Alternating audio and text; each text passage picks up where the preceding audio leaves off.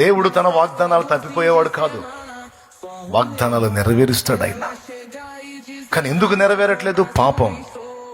దేవుడు చెప్పాడు, నా మాటలు మీ యందు నిలిచిన ఎడల నేను మీ యందును, మీరు నా యందును, నా మాటలు మీ యందును నిలిచిన ఎడల మీకేది ఇష్టం అడగండి, చేయకపోతే అప్పుడు అన్నాడు.